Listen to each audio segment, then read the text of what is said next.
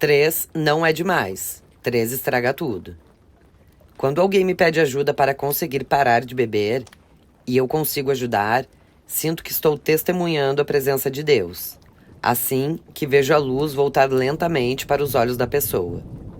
E embora eu tenha um relacionamento com Deus e frequentemente me sinta grato apesar de tudo, às vezes quero mandá-lo se fuder, por deixar meu caminho tão difícil. Nos períodos em que estou limpo e sóbrio, é como se eu encontrasse um farol que posso compartilhar com uma pessoa desesperada que precisa de ajuda para largar a bebida. É o mesmo tipo de luz que banha o mar nos dias de sol, causando um brilho dourado e bonito na água. Para mim, Deus é isso. Também funciona à noite, quando a luz da lua bate na água. E eu caio para trás, porque me sinto como aquele garotinho de 5 anos atravessando um continente sozinho em um avião, vendo as luzes de Los Angeles pela primeira vez e sabendo que está prestes a encontrar o pai. Bom, é tudo a mesma coisa. Por que tenho tanta dificuldade em permanecer sóbrio quando vejo meus companheiros fazendo isso com tanta facilidade? Por que meu caminho é tão cheio de obstáculos? Por que briguei tanto com a minha vida? Por que a realidade é um gosto adquirido e por que é tão difícil para mim adquiri-lo? Mas quando ajudo alguém a ficar sóbrio, ou até quando ajudo a milhares de pessoas a ficarem sóbrias, em um retiro ou conferência de fim de semana, todas essas perguntas desaparecem. É como se eu estivesse sob uma queda d'água havaiana, sendo encharcado pela água morna e cristalina. E é lá que Deus está. Pode acreditar em mim. Não sou santo, ninguém é. Mas depois que você chega à beira da morte e não morre, seria de se esperar que o alívio e a gratidão tomem conta de tudo. Só que nada disso acontece. Na verdade, você olha para a estrada difícil que tem pela frente, encara tudo o que precisa fazer para melhorar e fica puto da vida. E outra coisa acontece. Você é assolado por uma pergunta incessante. Por que fui poupado? As outras 4 pessoas que passaram pela máquina de ECMO morreram. Então, precisa haver um motivo. Para mim, parte da resposta foram minhas 10.000 horas de experiências no AA, ajudando as pessoas a ficarem sóbrias. Isso me ilumina, me oferecendo, na verdade, um pouquinho daquela luz dourada da minha cozinha. Só que precisa haver mais do que isso, Deus. Por quê? Você me poupou? Estou pronto. É só me dar um rumo, e eu o seguirei. Quando Woody Allen fez a mesma pergunta para o alienígena no filme Memórias, o alienígena responde: conte piadas mais engraçadas. Mas essa não pode ser a solução. De todo modo, estou pronto, e busco a resposta todos os dias. Sou alguém que procura. Eu procuro Deus. Minha vida amorosa, no entanto, é outra história. Cometi mais erros no amor do que Elizabeth Taylor. Sou uma pessoa romântica, passional. Eu anseio pelo amor. É um desejo dentro de mim que não consigo explicar totalmente. Quando cheguei aos 40 anos, as regras mudaram. Eu já tinha transado com mais gente do que precisava. Agora, queria encontrar uma companheira, uma parceira. Alguém com quem pudesse compartilhar a minha vida. E sempre adorei crianças. Acho que é porque eu tinha 10 anos quando minha irmã Kathleen nasceu. Então veio Emily, depois Will e finalmente Madeleine. Eu adorava brincar com todos eles, cuidar deles, fazer coisas bobas com eles. Não existe som melhor no planeta do que a risada de uma criança. Então, quando eu estava na casa dos 40, realmente queria uma namorada. Alguém com quem eu pudesse contar e que, por sua vez, pudesse contar comigo. Uma noite, eu e alguns amigos estávamos comemorando o fato de que, mais uma vez, eu tinha conquistado 1 ano de sobriedade. Meu ainda bom amigo David me apresentou a irmã da sua namorada, Laura. Fomos a um jogo do Dodgers, mas para mim não havia jogo. Não havia estádio, não havia vendedores de cachorro-quente. Em vez disso, o mundo se resumia a um lindo rosto usando um boné. Tentei usar meu bom e velho charme. qualquer coisa para que ela me notasse. Mas Laura estava ocupada demais, exibindo sua personalidade e sagacidade gloriosas para os outros. Ela não se impressionou com o fato de eu ter interpretado Chandler. E apesar de ter sido muito legal comigo, senti que não havia rolado um interesse da sua parte. Enquanto eu voltava para casa naquela noite, fiz um discurso para mim mesmo. Sim, você está decepcionado, mas nem toda garota vai gostar de você, Matt. Deixei pra lá, mas não a esqueci. Talvez nossos caminhos se cruzassem de novo algum dia. E se cruzaram. Dessa vez, o grupo havia decidido jogar ping-pong em um hotel no centro de Los Angeles. Veja bem, não sou nenhum Forrest Gump, mas entendo de ping-pong. Na verdade, se você assistiu ao último episódio da 9ª temporada de Friends, sabe que eu sou bom o suficiente. Fiquei sabendo que Laura poderia aparecer, então joguei ping-pong com todo mundo enquanto prestava atenção na porta. Então, ela chegou finalmente. Era como se tivesse vindo acompanhada de um tornado, cheia de energia e piadas. Todo mundo aqui devia se matar, disse Laura, e paf. Foi como se eu levasse uma tijolada de interesse no meio da cara. Só que dessa vez eu estava pronto. Assim começou uma noite que parecia uma briga de faca, mas com piadas. No fim das contas, meu novo interesse amoroso era comediante e uma roteirista de sucesso na televisão. Logo ficou evidente que sempre teríamos algo a dizer um para o outro. Nosso primeiro encontro aconteceu na noite de Ano Novo. Um amigo deu uma festa do pijama e convidei Laura para ir comigo. Depois disso, nossa relação se desenvolveu aos poucos. Ela era cautelosa e eu estava disposto a fazer tudo o que fosse necessário. Mas nossos sentimentos se intensificaram. Tudo estava indo bem. Ah, só que no meu mundo, nada vai bem para sempre, lembra? Então Home entrou na história. Havia 2 anos que eu estava sóbrio e indo muito bem no AA. Permanecendo saudável, apadrinhando pessoas, escrevendo uma série de televisão.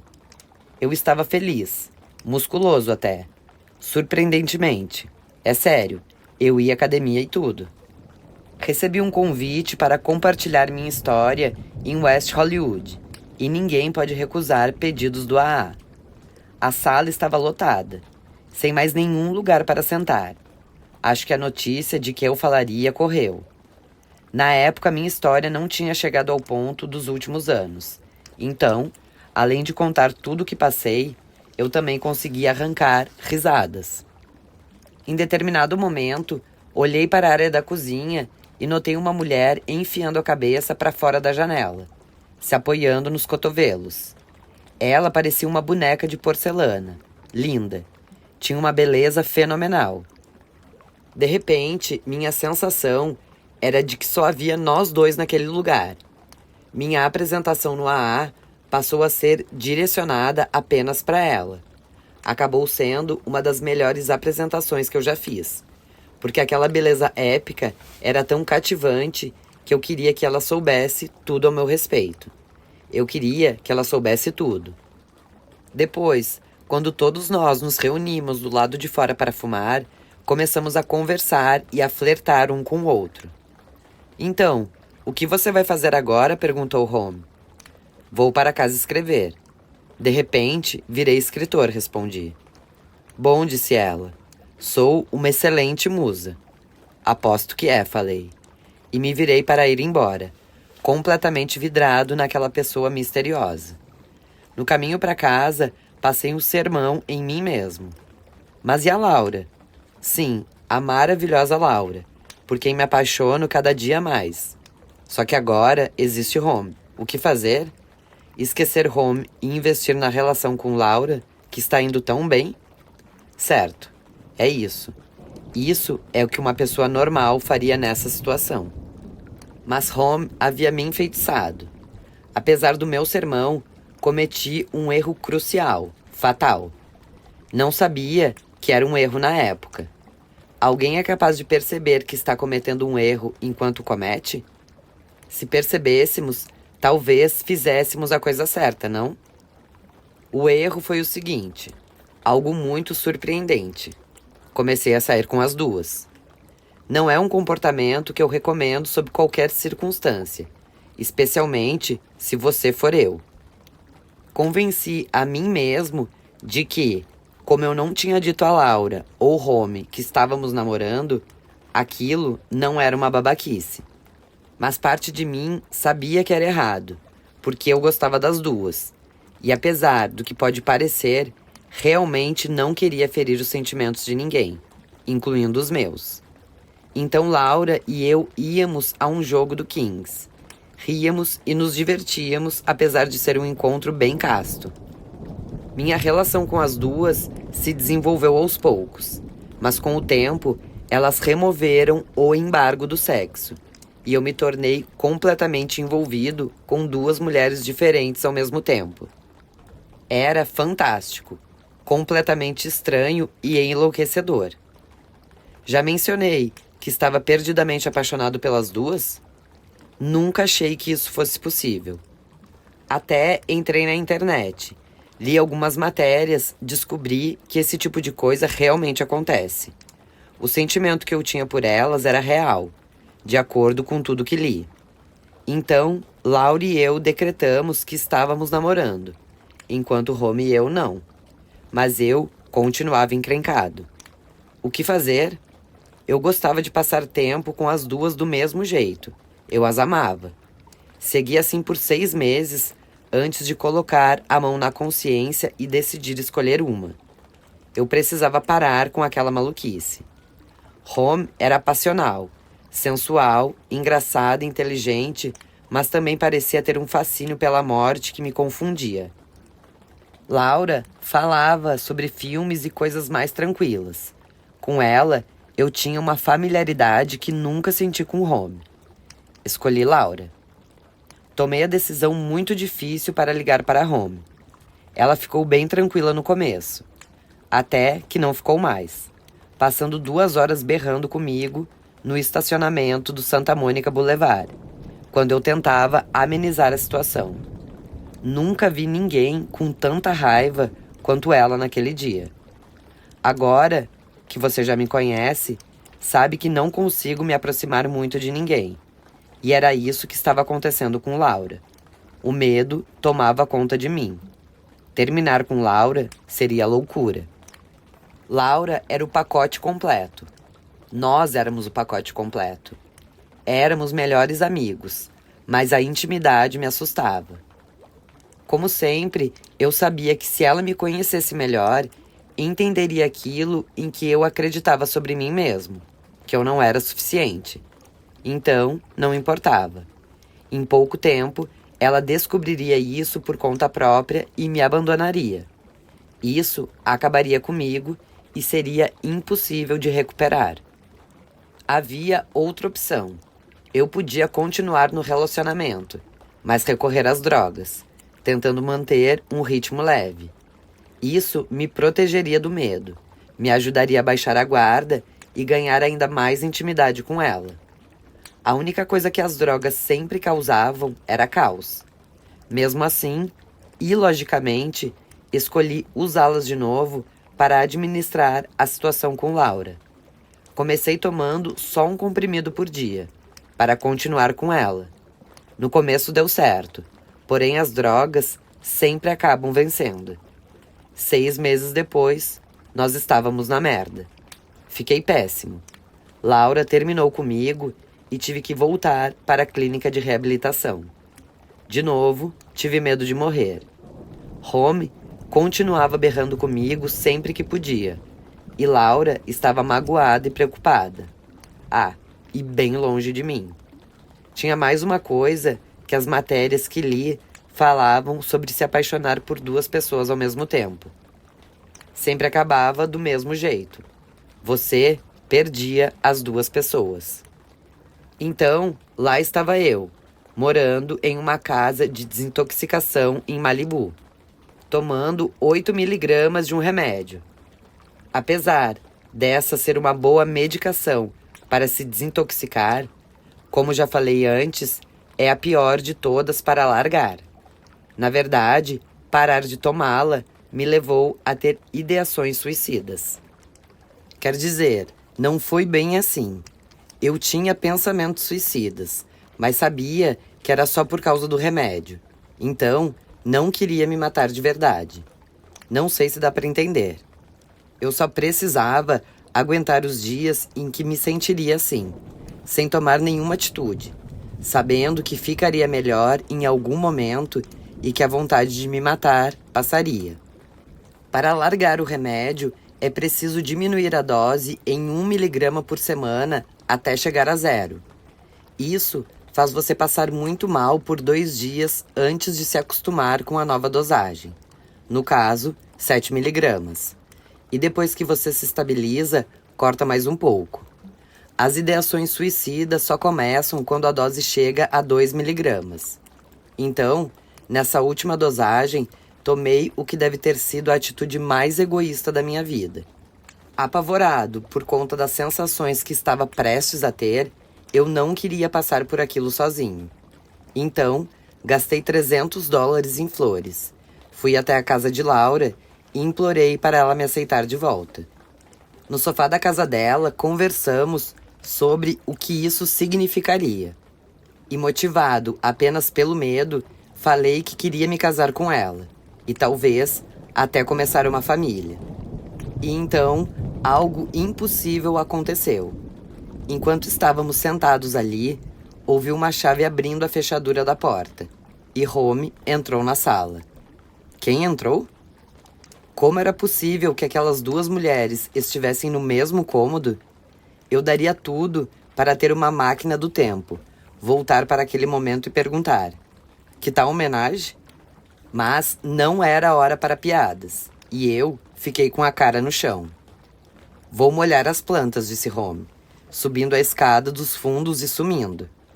Acho que preciso ir cuidar dela, respondeu Laura, e me deixou na sala. Quando percebi que ela não voltaria, peguei meu vício de 2 miligramas e segui para Malibu. O que aconteceu foi que Home e Laura se conheceram em uma reunião do AA. Descobriram quem eram e se tornaram grandes amigas. Boa parte das suas conversas, como você deveria imaginar, giravam em torno da minha babaquice.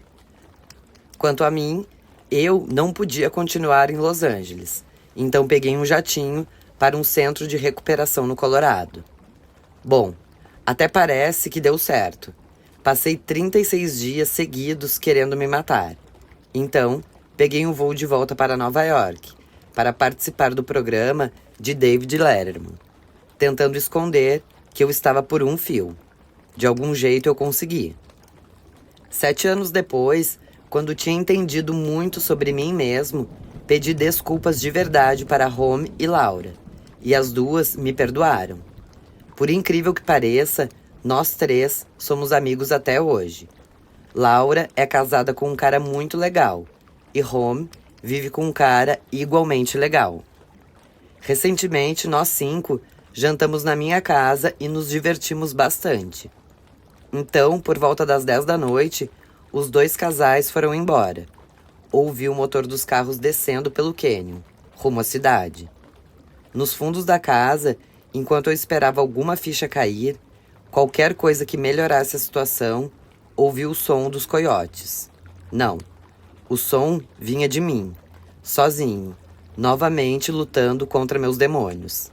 Eles tinham vencido, e ao seguir para o meu quarto, solitário, entendi que tinha perdido, mais uma vez tentando afastá-los para tentar dormir. Violência em Hollywood. Não sou um homem violento, mas já sofri e cometi violência em 2 ocasiões diferentes. Anos atrás, pouco depois de terminar com Justin Timberlake, fui a um encontro arranjado com Cameron Diaz. Na época, eu malhava bastante, e meus braços estavam musculosos. Eu me preparei para o encontro do jeito certo, fazendo uma longa caminhada com as mangas da camiseta dobradas, a fim de bronzear meus músculos. Dica de mestre: isso os faz parecer ainda maiores. Sim, eu literalmente bronzeei os braços para o encontro. Fomos a um jantar com várias outras pessoas. Mas, depois de nos cumprimentarmos, Cameron ficou chapada, quase no mesmo instante. Dava para perceber que ela não tinha o menor interesse em mim. Mas a festa seguiu em frente. E em determinado momento, estávamos jogando alguma coisa. Imagem em ação, eu acho. Enquanto Cameron desenhava, falei alguma gracinha, ao que ela respondeu com fala sério, e me deu um soco no ombro. Ou pelo menos era isso que ela pretendia fazer.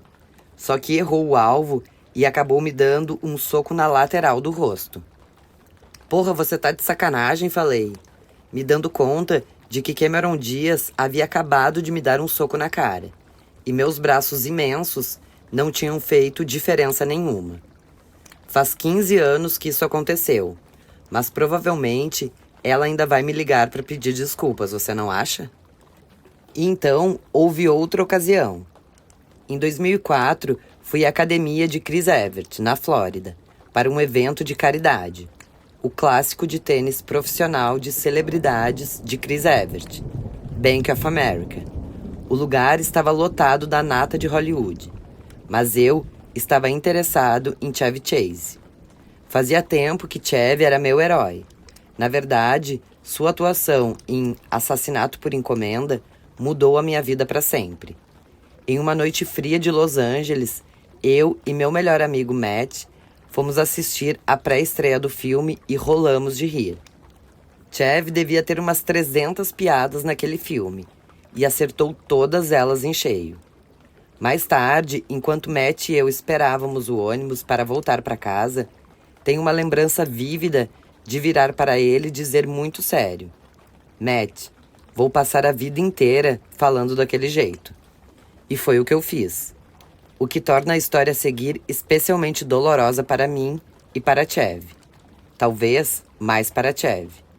Enfim, no baile de caridade, antes do torneio de tênis, Chevy veio até mim e disse: eu só queria dizer que eu sou seu fã. Que incrível, eu respondi. Ah, meu Deus, eu roubei tudo de você. E tivemos uma conversa mutuamente elogiosa e muito legal. No dia seguinte, era a hora de jogar tênis. Veja bem, minhas habilidades àquela altura estavam bem enferrujadas. Fazia anos que eu não jogava. Minhas rebatidas estavam bem destreinadas. Apesar disso, meus saques eram surpreendentemente fortes. Na verdade, havia um velocímetro no torneio e alcancei 180 km por hora. O único problema era que eu não sabia bem para onde as bolas iam. Não haveria problema algum nisso em um jogo normal, mas ficava feio na frente de 2.000 pessoas, inclusive o ex-presidente George Bush. A partida começa. Sou o primeiro a sacar. Minha dupla está perto da rede, e do lado oposto está Chevy, também perto da rede, enquanto a dupla dele está na linha de base, para onde eu pretendia sacar. Jogo a bola, impulsiono a raquete atrás das minhas costas, acerto a bola com o máximo de força possível, e horrorizado, a observo seguir em linha reta. Não para a diagonal da quadra, como esperado, mas na direção de Chevy. Ele está na linha de saque, a 18 metros de onde bati na bola. Por coincidência, essa é a mesma distância entre o montinho e a base principal do beisebol. Então, posso afirmar com confiança que se a bola foi acertada a 160 por hora, isso significava que ela viajava a 44,44 metros por segundo. E o Sr. Chevy tinha cerca de 0,412 segundos para sair da frente. O Sr. Chase não saiu da frente. Mais precisamente, os testículos dele não saíram da frente. Eu tinha acabado de dar um saque de velocidade profissional nos Chevy Chases dele, se é que você me entende. Aqui vai o que aconteceu depois. Chevy fez uma cara engraçada, igual a que faz em Assassinato por Encomenda, durante o exame de próstata, e caiu no chão. Não se esqueça de que isso estava acontecendo na frente de 2.000 pessoas. O evento acabou e 4 médicos correram para dentro da quadra. O fizeram subir em uma maca e o levaram para o hospital mais próximo. Se é assim que eu trato os meus heróis, acho melhor Michael Keaton e Steve Martin tomarem cuidado. E isso conclui a parte violenta desse livro. Aquela coisa terrível. Imagine o seguinte: você precisa voltar para um set em que passou semanas sendo um merda completo.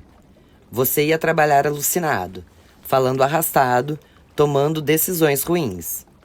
Você está em Nova York, e apesar de não ter apenas um, mas 2 coaches de sobriedade, liga para o serviço do quarto do hotel com a voz trêmula de quem passa por uma desintoxicação e diz: por favor, coloquem uma garrafa de vodka na banheira do meu quarto. Sim, na banheira. Escondam lá. Então, quando o dia termina, você volta para aquela merda de quarto de hotel, bebe a garrafa de vodka inteira e finalmente se sente bem por umas 3 horas. Então precisa repetir tudo de novo no dia seguinte. Você não para de tremer e precisa fingir que não está com um problema sério, sempre que fala com alguém. Usando aquela mesma voz trêmula, liga para o hotel e pede para fazerem aquele negócio de esconder a garrafa de vodka na banheira de novo. Talvez uma pessoa normal, como nós, dependentes químicos, chamamos todos os sortudos que não são alcoólatras, não consiga entender. Vou tentar explicar. Quando você toma uma garrafa inteira de vodka, passa muito mal no dia seguinte. Tomar alguns drinks pela manhã ajuda. Mas eu era o protagonista de um filme bem grande, então não podia beber cedo. Você fica enjoado e com tremedeira, e parece que todas as suas entranhas estão tentando fugir do corpo. E isso continua ao longo de todo o dia, por todas as horas. A única forma de resolver o mal-estar é beber a mesma quantidade do dia anterior, ou um pouco mais, na noite seguinte. É só não beber, diz a pessoa normal. Nós alcoólatras, literalmente, ficamos loucos quando não bebemos. Sem mencionar que nos sentimos ainda mais enjoados e parecemos enjoados se não bebermos a garrafa inteira. Mas e o filme? Não importa, preciso beber. Que tal tirar uma folga por uma noite? Impossível. Próxima pergunta. Então, estou em Dallas. Tomo metadona, 1 litro de vodka, cocaína e Xanax todos os dias. Diariamente vou ao estúdio, desmaio na minha cadeira, acordo para fazer a cena, vou cambaleando até o set e basicamente berro para a câmera por 2 minutos. Então volto para minha cadeira para outra soneca. Naquela fase da minha vida, eu era uma das pessoas mais famosas do mundo. Na verdade, a chama incandescente da fama me dominava por completo. Portanto, ninguém ousava dizer nada sobre esse comportamento horroroso. O pessoal do filme queria terminar o trabalho, colocar meu nome em um pôster e ganhar 60 milhões de dólares. E Friends, bom, Friends era ainda pior. Ninguém queria abalar aquela máquina de fazer dinheiro. Em um certo momento, durante as gravações de A Serviço de Sarah, por algum motivo, achei que um pouco de Valium poderia me ajudar. Um médico foi ao meu duplex no hotel para me dar um frasco. Na véspera da visita dele, eu tinha tomado 1 galão de vodka. Quando o médico olhou ao redor do quarto, viu o galão e perguntou em um tom assustado: "Você bebeu tudo aquilo sozinho?" "Bebi", respondi. "Posso tomar o Valium a cada 4 horas em vez de 6? Isso fez ele dar meia volta e descer correndo a escada em espiral antes de sair pela porta, provavelmente para não estar ali enquanto Matthew Perry morresse. Mas eu fui para a reabilitação depois que James Tarsis me disse que eu estava desaparecendo, e voltei a terminar o filme. Esse fui eu durante A Serviço de Sarah. Péssimo. Fiquei me sentindo tão culpado e pedi desculpas para todo mundo. Gosto de pensar que fiz um ótimo trabalho nos últimos 13 dias de filmagem. As pessoas tentaram ser legais. e se esforçaram bastante para isso, mas estavam irritadas, inclusive o diretor. Eu tinha estragado o filme dele. Elizabeth, minha colega de cena, também não estava feliz, e ela nunca mais faria outro filme. Eu precisava reparar de verdade os danos que causei. Isso faz parte dos ensinamentos do AA.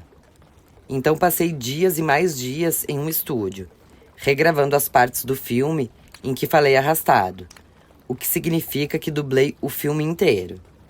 3 bips na sala de som, e eu dizia minha fala de acordo com os movimentos da minha boca. Por sorte, sou bom nisso, e pelo menos conseguimos tirar minha voz arrastada do filme. Então, me comprometi a fazer o máximo de divulgações humanamente possível, me dedicando demais para consertar as coisas. Apareci na capa de todas as revistas. Fui a todos os talk shows possíveis. É óbvio que o filme foi um fracasso mesmo assim. Recebi 3,5 milhões por ele e fui processado pela interrupção das gravações, embora tenha sido por uma questão de saúde. Na audiência de mediação, me deparei com a equipe de relações públicas da seguradora e simplesmente assinei um cheque de $650 mil. Lembro que pensei, nossa, ninguém me ensinou as regras da vida. Eu era completamente equivocado. Um cara egoísta e narcisista. Tudo tinha que girar ao meu redor.